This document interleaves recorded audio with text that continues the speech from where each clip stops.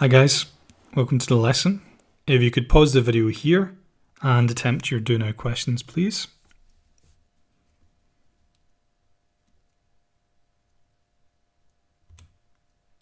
And here are your answers. Again, we'll go over this live on Zoom, so please catch me on Zoom if you have any questions related to these questions. Okay, lesson 2 of week 2, we're going to look at models of the universe. Again, this is something we'll be familiar with. You guys smashed it at the park last year and we talked about a whole bunch of things, but we talked about different models of the universe. And again, I'm just going to add some more detail to some of the things we looked at. Over the years, over the centuries, there has been multiple explanations about why or where we fit into the universe. So I always say it, but when you look at the stars, it's just amazing, and our ancestors were no different. And some people try to come up with explanations about how the stars moved and our place in the universe. So we're going to talk about these different models and how the theory of our universe changed.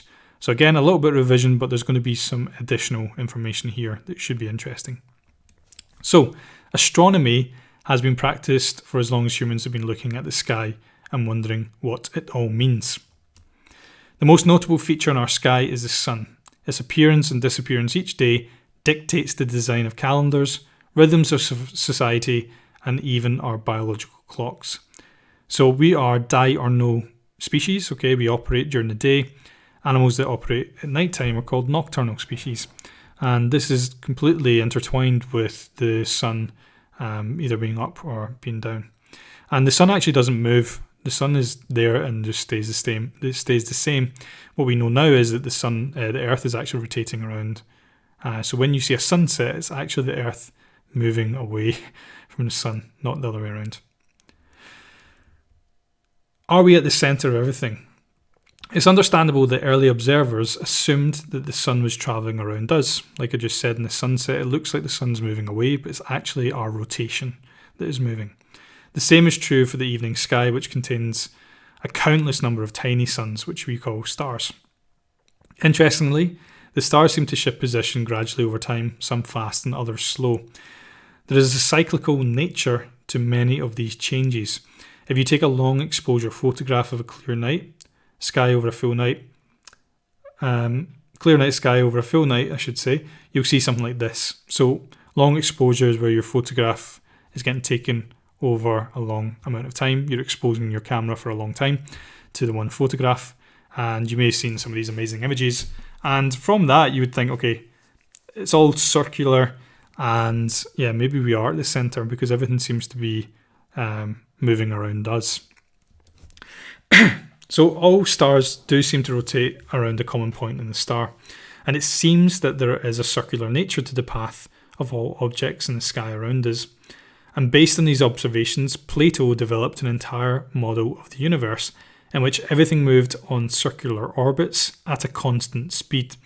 And this was in line with his theory of pure forms and seemed like a perfect model of the universe. So Plato lived a long time ago, and he was a philosopher that has made an amazing contribution for a single human being to our understanding of things. And although he wasn't quite right with this explanation, it was, based on the evidence they had at the time. That's not a bad theory, I don't think. Eudoxus, I should say, one of Plato's pupils, proposed a universe where all objects in the sky sit on moving spheres, with the Earth at the centre. This model is known as the geocentric model, often named the Ptolemaic model, so after, remember, Ptolemy, after its most famous supporter, the Greco-Roman astronomer Ptolemy. So Ptolemy has been credited with the geocentric model, and it was a model that had been obviously developed over time by multiple people, and Ptolemy came up with a more conclusive theory that was accepted for thousands of years. So this was a cutaway view of the geocentric model of the solar system here on the left, according to Eudoxus, with Earth in the middle, the Moon, Venus, Sun and the Mars all rotating around the Earth. And on the right hand side, this is a more, they didn't have this computer technology on the left hand side to be able to do it, so they had to draw it down 2D And this is kind of what they came up with here on the right-hand side, which looks impressive to look at, but we now know is not correct. So, Ptolemy was born 100 years after the death of Jesus, 2,000 years ago. He was born in Alexandria in Egypt, and Alexandria, you'll remember from what we discussed last year, and when we were talking recently, we've been talking about Syracuse and Archimedes. That whole region, Alexandria, had the biggest library, and it was basically, if you wanted to go and basically if you're a smart person, you go to Alexandria and get a lot of teaching there. So he was a scholar and did a lot of amazing things. He proposed the Earth was the centre of the universe, which we know is incorrect, and this view persisted for 1400 years until it was overturned with controversy by findings from Copernicus, Galileo and Newton, which we'll be familiar with. So he put us at the centre of everything, and obviously that is quite satisfying to think that we're in the middle of everything. However, there was a problem with this model. It's apparent to anyone who observes the sky each evening over a long period of time and tracks the position of the brightest stars. They often appear earlier in the evening. So if we were at the centre of everything, then we should really be seeing everything at the same time, because they're the correct distance away. But this doesn't really fit that model. Also, the stars do move position when you look at them at different parts of the year, and they're not perfect circles like the geocentric model would like us to believe. So giving up control. When observing a sunset, it's natural to assume the sun is moving around us. Aristarchus of Samos, who lived in 310 to 230 BC, a Greek astronomer, was first to maintain that the Earth rotates on its axis and revolves around the sun. So this is about 400 years before Ptolemy. And this was a dangerous assertion at the time and could not win over supporters of the geocentric model, a model that persisted for over thousands of years. So even though it wasn't as if some people had said, hang on a minute, I think the Earth is actually rotating around the sun. That's not a new idea, but it's the evidence and public opinion of people who believe it or don't believe it. And what we see over the course of the theory of the universe is really cementing the geocentric model in religion, made it extremely difficult to challenge that view for thousands of years. Because if you challenge that view, then you really were undermining a lot of religious doctrines that believed, we were, put here by a god, and the earth was created and the heavens were created and everything's in perfect harmony. To challenge that was really to challenge a lot of quite powerful institutions that held a lot of power based on these beliefs. Okay, so some brave man called Nicholas Copernicus was born in 1473 until 1543. And that final date should be important. That's when he died. And on his deathbed, he basically published a book on the revolutions of the celestial spheres. So the revolutions, the movement, celestial, so space, basically spheres, planets. So the movement of planets, in which he explained that what many had suspected, that the sun is actually at the centre of the universe and we move around the sun, as do all the other planets in our solar system. And he called this the heliocentric model. Helio, the sun, centric, the middle, heliocentric model. So that was quite controversial. He knew that for about 16 years, but he knew that he would get into a lot of trouble if he published that information, so he waited until he was on his deathbed to present his theory. So the astronomer published this in March 1543, after more than a decade of revisions, and the book included a letter to Pope Paul III arguing the legitimacy of the heliocentric theory, and he died 2 months later. So the Revolution Nebus initially met no resistance from the Catholic Church, but it wasn't until 1616 that the Church banned the book, and this ban continued until 1835, which is not that long ago. So there's a bit of controversy. If you dig deep into this story, it's quite interesting. There's a lot of religious institutions that have claimed that they didn't reject the science at the time. They were more accepting than maybe they've been portrayed. And there's others that argue that, power of the Catholic Church, particularly at this time, was quite strong. And any person to go against the Catholic Church was really taking life into their own hands.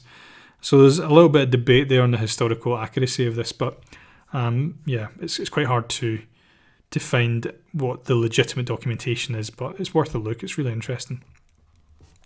So this was Copernicus, born in Poland, proposed the sun is the centre of the universe, not the Earth. And yes, he published the findings near the end of his life, and he died the same day it was published in the public. Then enter Galileo Galilei, 1564, so not long after Copernicus. He was born in Italy, not too far away from Poland, and he agreed with Copernicus that the Earth revolved around the sun. And he was the first person to invent the telescope. And remember, the telescope had actually been sort of reconstituted from the spyglasses that were used at the time for warfare. And the spyglasses had been used to magnify enemies coming over to attack a city or whatever. And Galileo modified this to look at the moon, and he also looked at Jupiter. And he was arrested by the Catholic Church, threatened with torture, to say that he didn't believe that the Earth revolved around the sun, but he didn't, and he was put under indefinite house arrest in Rome by the Catholic Church. So when you talk about the Copernicus and no, it's fine, we accepted it at the time, it doesn't really hold true when you look at what happened to Galileo not that long after. So yeah, very powerful organisation. Galileo was ordered to turn himself into the Holy Office to begin trial for holding the belief that the Earth revolves around the sun, which was deemed heretical. So heretics are people that kind of discount God or the religion of the time. So heretics, heretical. Standard practice demanded that the accused be imprisoned and secluded during the trial. This was the second time Galileo was in the hot seat for refusing to accept church orthodoxy that the Earth was the immovable centre of the universe. In 1616, he had been forbidden from holding or defending his beliefs. In the 1633 interrogation, Galileo denied that he held belief in the Copernican view, but continued to write about the issue and evidence as a means of discussion rather than belief. So he was trying to keep the conversation going. He said, I don't necessarily believe this, but I'm trying to gather as much evidence as I can to, discuss this belief. The church had decided the idea that the sun moved around the earth was an absolute fact of scripture that could not be disputed, despite the fact that scientists had known for centuries that the earth was not the centre of the universe. So I'm not trying to get political, but when you look at the modern day situation that we're in, we are now driven quite a lot by opinion and emotion rather than facts. And I know scientific facts sometimes don't come across as maybe as interesting, or maybe they don't sell as many newspapers, but the fact remains that when that happens, when you allow false or inaccurate statements to live perpetually in society, then it can lead to quite dangerous times and dangerous ideas about the world, and how people then hold on to power by choosing what people can believe in and what they can't believe in. Here's a painting of Galileo on trial. You can see the cardinals here in the red robes, and the church was extremely powerful at this time. This time, Galileo's technical argument didn't win the day. On June 22nd, 1633, the church handed down the following order. We pronounce, judge, and declare that you, the said Galileo, have rendered yourself vehemently suspected by this holy office of heresy, that is, of having believed and held the doctrine, which is false and contrary to the holy and divine scriptures, that the sun is the centre of the world, and it does not move from east to west, and that the earth does move, and it is not the centre of the world. So, me just saying that statement now in 2020, not that long ago, would have ended me in prison if I held that belief and said that's what I believed in. So it's crazy now the freedom that we have to have these views. There's still places in the world where you can't hold beliefs like this. We're not maybe as squeaky clean as we like to think. But that's why it's important for us to be scientists, because we look at the data, we look at the facts, and that informs our decision. We're not informed by emotions and opinions, because they are very easily swayed and corrupted. So along with the order came the following penalty. We order that by a public edict the book of dialogues of Galileo Galilei be prohibited, and we condemn thee to prison of his holy office during our will and pleasure. And as a salutary penance, we enjoin on thee that for the space of 3 years thou shalt recite once a week the 7 penitential psalms. Galileo agreed not to teach the heresy anymore and spent the rest of his life under house arrest. It took more than 300 years for the church to admit that Galileo was right and to clear his name of heresy. Now, that doesn't do Galileo any favours 300 years later, but what it does do is it shows there's a bit of a shift and flexibility, I guess, in beliefs that were held to be, decreed by God. So, nonetheless, it's still a move in the right direction, I guess. In the 16th century, Johannes Kepler discovered the laws of planetary orbits, but the Sun still remained at the centre of the universe. So we know that that isn't true, but we're getting closer to the truth.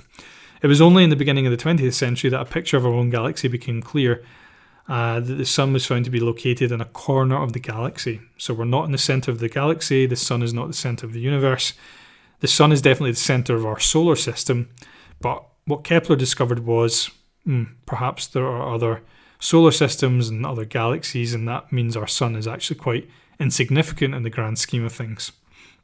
And he came up with 3 interesting laws. So Kepler's laws, the first law was each planet moves in an elliptical orbit with its star at one focus. So planets that move around a star move in an ellipsis, not in a circle. The second law, the law of equal areas, an orbiting object will take the same amount of time to travel between points A and B as it takes to travel between points C and D. So he was really instrumental in working out how planets orbit round stars. His third law, the law of harmonics, the square of a planet's orbital time is proportional to its average distance from the star, or Sun, cubed. So we don't need to know the ins and outs of this at the moment, you'll be glad to hear. But what we need to understand is, by looking at Kepler's laws, we can determine the trajectory of a planet moving around a star. Now, that's really important when we look now to the technology we have, which is much more advanced than it was in the 16th century. And we use the Kepler telescope to look at different planets orbiting around other stars. And we use this to look at these planets because we're often looking for life or planets in the habitable zone. And you'll know from last year that we call these planets exoplanets. And using Kepler's mathematics or his laws, we now know that if a planet is moving around a determined elliptical orbit, so it's moving around in this ellipses, then when it moves in front of its star, between us and the star, and causes the starlight to drop slightly because it's shading it out a little bit, we get these things called transits. Now, transits are important because the amount of light that is blocked out by the star actually tells us a lot about the planet, the size of the planet, and the amount of time it takes for that transit to occur. So, for example, our planet orbits our Sun, 365 days it takes. If it takes longer or shorter than that, then we can have a good idea about what that star looks like. So we obviously have seasons that happen within 365 days. If you're looking for planets in the habitable zone, and they might be in the right area of the star, but say for 200 days of the year they're really far away from their star, it's unlikely that it's going to support the same life that we have. So you want to have these perfect Goldilocks conditions that we mention all the time. And the Kepler telescope is allowing us to look at these exoplanets, which is really, really exciting.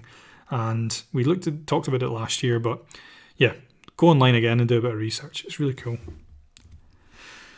Okay, then enter Isaac Newton, who we'll be talking about quite a bit in a couple of lessons' time. An Englishman who discovered gravity. So gravity really tied all of this information together and declared that the Earth does orbit the Sun. And he laid out the current foundations of our understanding of physics and maths. So it's all well and good saying, yes, the planets are orbiting around a star. How did he do that? What's pulling them? There's a massive invisible rope that is swinging around the star. Is there magnets? Like, what is actually having the effect on those orbits? And then when we work out what gravity is, that helps us, okay, work out, okay, the star's having a gravitational pull on the planet, and that is what is causing the orbits, and that makes sense. So I'd argue that these three guys here are really important. Galileo was the father of modern observational astronomy. Kepler was the father of describing planetary motion. And Isaac Newton was the father of modern physics. And we're going to be looking at Newton in a lot more detail. Finally, we've talked about this in the last lesson, so I won't talk about it too much, but that should say Edwin Hubble, not Isaac Newton. Edwin Hubble was born in Marshfield, Missouri, came up with the theory of Big Bang, measured the expansion of the universe through redshift and Hubble's law, and the famous telescope is named after him.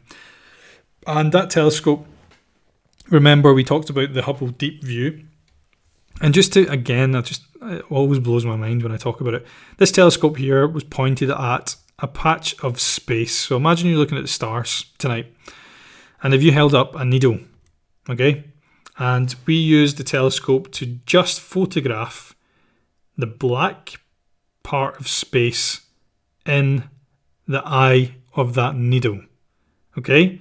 So your tiny, tiny, tiny, tiny part of space. We put the telescope there, and we want to see, okay, what's going on beyond there in that black space, okay? And this is what you find. And these aren't stars, these are galaxies, okay? So in that tiny pinhead, we see hundreds and hundreds of different galaxies. And in every single one of those galaxies, there's probably 100 million stars. And around those 100 million stars, there's probably planets, exoplanets.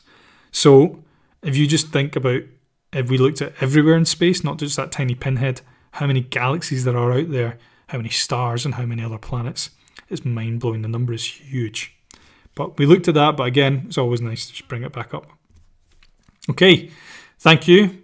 Hamish has got a fun fact for us. A frigate bird can sleep while it flies. Fantastic. Hopefully you're not sleeping during my lesson. I hope that went well. Catch me on Zoom if you need me, and I'll see you in the next one.